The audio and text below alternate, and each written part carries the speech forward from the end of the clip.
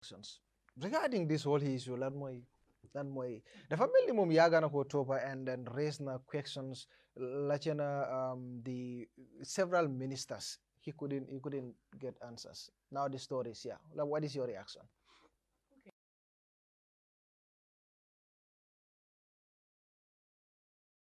National Assembly bi but at the beginning ñëpp ñoo amoon interest pour seet la na fa nekk because excitement baa ngi high on everybody ñu doon follow and to be honest within the parliament outside of the parliament I've had people name him like moom waxu fa dara lu mooy Jammeh anything about Jammeh du ko dee wax foofu laajte mi yëpp it's towards Jammeh so I can really say that because man dégg naa ko and all that but again li tama loolu mooy now coming back today suñ fast forward today I guess ñun ñëpp dinañ appreciate ne keep on na and hammering on that possibly am na luñ xamutoon ñun lum xam comme ñi moo reveal fii because ñoom ñu ngi foofu noonu ñu ngi gis ñu ngi enu di yóbbu waaye leneen tam li ma bëgg a wax mooy ñun ñëpp Gambien lañ ñun ñëpp am na ñuñ cegeñ ñun ñëpp am na ñuñ xam te am na lu bari tam lu doon dox loo xam ne gis nañ ko dégg nañ ko saan am na luñ ci xam waaye tamit ndax nekk nga si position boo xam ne mun nga koo tere or whatever loolu tam it's another question and a lot of people that could have been the reason right but again man lii dafa dem pour unearth who we are as a people now suñ going back to pre-2016 ñun ñëpp ñoo toog ñu agree ne Jammeh was not the one and we named the reasons why. Let's not even go into the killings, disappearances and tortures and all that as the TRRC revealed. But now, let's go, we all said there was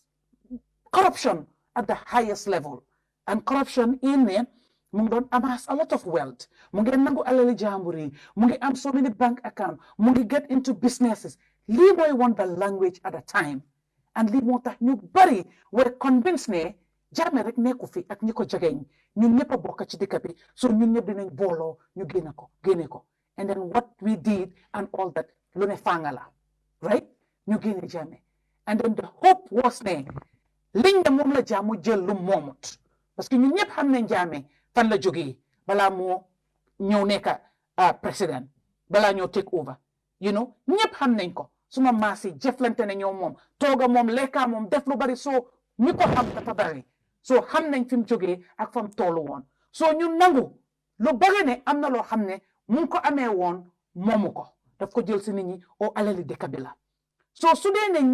ñiñ jël ne leen dem leen ngeen génnee Jammeh parce que lim amee ñun ñëpp ko war a bokk ñoo ko war a séddoo foog ñu génnee ko pour ñun ñu jot si léegi ñun suma gis-gis mooy ne fiñ toolu nii ñañ ne def leen loolu noonu ñu def ko ñu foog ne lañ ne nangu nañ ko si Jammeh dañ ko ñëw ñu partagé ko séddoo mooy ne ñu dugal ko ci nguur gi mooy ne lopitaan yi school yi agriculture be yoon yi parce que loolu yëpp ñun ñoo ko bokka foofu lañ foogoon ne lañ koo dugal waaye léegi information mu ngi génna ne dugal lañ ko ci yooyu noonu waaye dañ ko jël pour seen own personal benefit and self gratification and self enrichment ak seen family loolu moo génn fu mu nekk nii te loolu lu kenn mënta weddi la kenn mënu ko weddi waaye li metti ak gàcce gi ak ruslu bi mooy ñiñ óolu dénkal lañ ko dafa mel ni ñoo ñu teg gàcce ñoo fecc kóolare right and óolu te biñ leen joxoon mooy ne óolu te dañ ñu woon plain blank ne yéen da ngeen ñu óolu woon waaye jaruñoo óolu parce que li ngeen ñu santa understand nga defuñ ko mu métti nag si xol mu métti lool si xol depuis démba maa ngi toog suma xalaat li di xalaat li ni I have one individual who is at a hospital right at the verge of dying ama surgery mu ngi bos suma téléphone bi suba ngoon guddee bëccëg the person needs help because the person is from a vulnerable family now ñu ngi toog di gis ne xaalis gi du de amut de these amounts of monies that are being named right nda moto la nda kër la nda yére la nda maaloy la whatever it is yëpp soo ko boolee alal la alal goo xam ne am na lu mun a saafaral am na lu mun a defal ñu ngi gis ne defuñ ko foofu noonu ay nit ñoo ko jëlal seen boppa pour seen own boppa mu metti lool mu naxari ma lool te munuma ci dara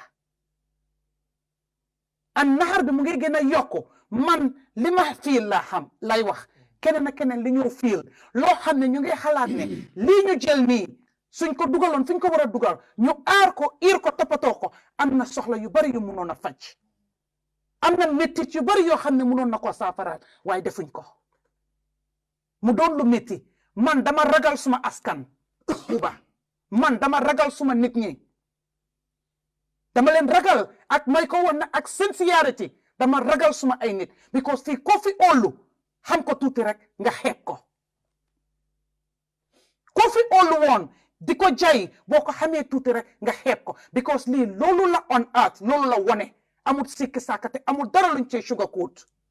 parce que suñ ay oon nit ñi la suñ xarit yi la suñ papay la suñ àndandoor yi la ñu ñoo liggéeyal la ñoo def ñaawteef génne ci biir Gambia bi fii nii du dara lu may ñaawteef honorable mu ngee wax gis nga listi mu toy ba tey waxuñ ko waaye nañ leen remember gis nga the first mistake man li maa wax mooy again in some extent dinaa nangu ne a lot of emotions more shroud the establishment of the TRRC and the Jammeh Commission from the beginning and that's where we got it wrong because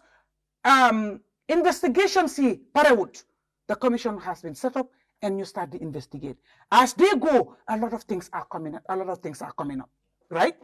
and da nga gis ne ni things di ñëwee tamit they did not have a comprehensive data of everything that was alleged to be owned by Jammeh because am na yu bari yoo xam ne wax nañ ne Jammeh ko moom waaye they come to find out ne Jammeh moomu ko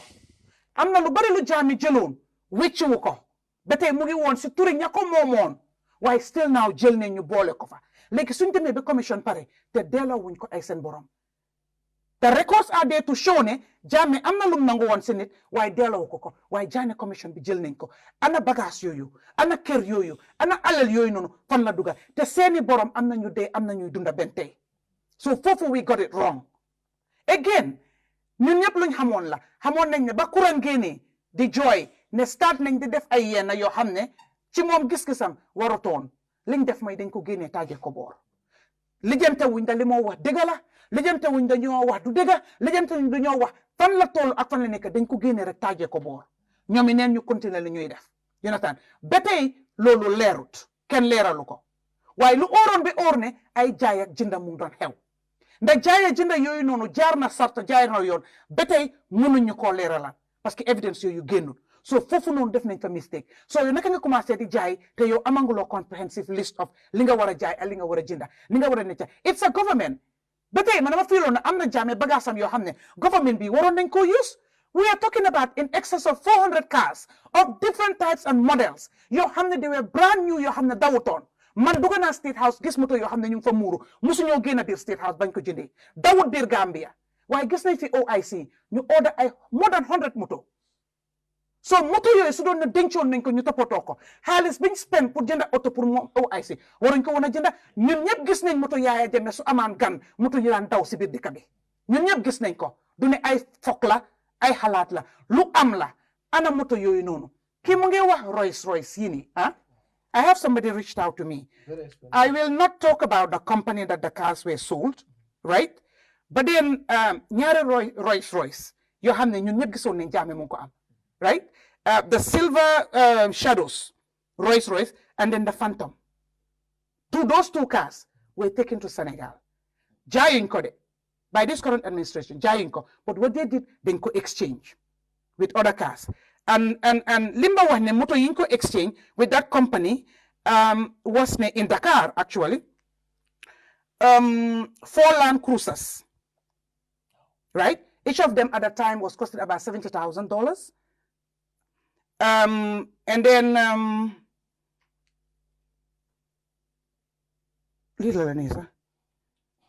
yeah, the Rolls Royce total value at the time was $720,000. $720,000 at the time. And then the 4 Land Cruisers were about $70,000, the 4 each. Okay? And then a van that was $40,000 each. So total xaalis moto yi exchange that the two Rolls Royce ñoom liñ leen jox the total was about $360,000. Imaginal yow sa value liñ leen jox is 720. ñoom ñu jox la ñu exchange for moto of 360. You see the equivalent, the difference here. Huge difference. Because of course xëy na ñoom seen poids tollu fa xamuñ ko mënuñ koo dawal fi because suñ ko fi dawalee dinañ laajte parce que ñëpp xam nañ moto yi. So what they did ñu jël ko yóbbu ko Dakar ñu exchange ko for those brand new motos ñu indi ko di ko dawal. But you go for a good deal at least. Dawaluñ ko si lopitaan yi dawaluñ ko si school yi right dawaluñ ko fen waaye seen own personal way and all those things the details of the cars are available. So loolu ku ko dem jihad am sure ne di nga dem benn tap moto ba fekk ko kër gum park o office bum park loolu suñ alal la ñun ndax loolu du soxor ndax loolu du soxor waaye again ni mu ko waxee the problem here with the national it has to take the republic pour spark this fury and anger from the citizens you understand to say what is happening we want to know from 2017-18 right 2022 they went to the parliament he's been talking about the records are there race nañ ko benn 1 week 2 weeks rek ñëpp noppi waat kenn waxatu ko ñu ne tekk noppi kurang génn a yuuxu ñu wax ko benn fan moom it mu daw war fu nekk interview kenn safalu ko mu noppi ba léegi nii but gis nañ ministre bi taxaw na blatantly mu ne I will not reveal it for security reason suma alal suma doole suma ñaxa nga ne dooma wax foo ko dugal but lan moo xew ci moom dara dafa génn mu dem because again this dishonest behavior in the parliament you support your party more than the country the welfare and the plight of the citizen moo nekk di daw foofu noonu moo tax anything that has to do with the citizen kenn du koy fulal ñu fàtte ne loolu ñoom seen bos la si lañ bokka bili moomu di laajte ne nañ def an inquiry bi kii di yuuxu fan la nekkoon bi kii di wax fan la nekkoon mu ngi fa woon ba ñëpp di yuuxu mu ngi fi woon at the end of the day time here now does really matter people are saying we need to know and trust me we're going to know we will know and choose what they list and what they don't list is the height of dishonesty yaa ngi gis alal Yaya Jammeh seen biir ñu ngi koo jël di ko li te one thing agree na okay call him whatever man disagree ma ayow I have my own take and opinion about the extent of how wicked or not wicked Yaya Jammeh is you know ku nekk am nga dafa des fu mu la toolu waaye man siide naa du ma taxaw si plateforme fu nekk ne Yaya Jammeh is a killer Yaya Jammeh is a murderer Yaya Jammeh is wicked ba pare ma téye soccu Yaya Jammeh o buteelu ndax Yaya Jammeh sax di ko naan man siide naa ko kon ñooñu Yaya Jammeh moo leen gën a gore Yaya Jammeh moo leen gën a déggu parce que mu noo nekk comme ni mu ko waxee lali Yaya Jammeh fu mu doon tëdda yow yaa ngi foofu di tëdda ak sa jabar ak sa family di puukaroo I have an expensive bed te du sa ñaxa loolu ñàkk jom la ak ñàkk a óolu seen bopp la and it's wickedness and every citizen li nga partisanship dafa am buba am na yoo xam ne it's a partisanship waaye dafa am yoo xam ne it's a national cause and this particular issue it's a national cause boo xam ne it should be every Gambian's business to roll their sleeve and stand up and say dañ leen joxoon liggéey it's not a voluntary job dañ leen doon fay we were paying you handsomely in turn you were even taking what was not due to you. We want you to come out. And it's necessary for the president to come out if he is not an accomplice to everything that is going on. And address the nation. And assure us, I will go to the bottom of this thing and ensure there is accountability, transparency, and accountability. He needs to do that, and we're asking that he do it. We're demanding that he do. We're not begging. We are demanding because suñ alal la mënuñoo toog fi nit ñaa ngee dee nit ñi demuñ school nit ñaa ngi feebar jigéen ñu naka biir yaa ngee torox si biir lopitaan yi yéen ngeen toog di puukaroo asking yourself the richest or whatever fii ñun ñëpp xamante nañ. I had your audio, you say some of them were not even wearing shoes and now they are rich overnight, and that is true. Some of them did not even have bicycles. Push something ko am. Why now they have Prados, they have very expensive cars. Their wives, their girlfriend, their side, everybody is well off today when people are dying in the hospital. Let's look, let buy partisanship on the side. Wallahi, I take God back una. Let's buy partisanship on the side. Let's come together. Hold hands and know that this is a national issue. Let's fight it together. Suñ pare, ku nekk nga delu sa parti. So neexee nga enu ko sa boppa bi, ngay dawa moom fu nekk. One thing I want to say, I saw the list and everything animals, and people don't want to touch that part. Man, dem na State House, I saw Yaya Jammeh's pig farm. I saw it. I feel that is dishonesty. Ne ken bugu ko mention. You didn't mention Harry. You didn't mention Nakalinkote, the cows, the camels, or whatever. But he owned a farm of pigs. Justice for the pigs, yeah. He owned it. And these were very good pigs. Beautiful pigs. Very expensive pigs. He owned it. And he was railing it. Where are those? They learn poison you there. They learn jai. Dafa ampuko leka. Be honest enough. We're talking about everything Jammeh owned. Let's put it there. So don't Jammeh dafa own mushuwar. So mushuwar. Mu buy coffee. Put it on the list.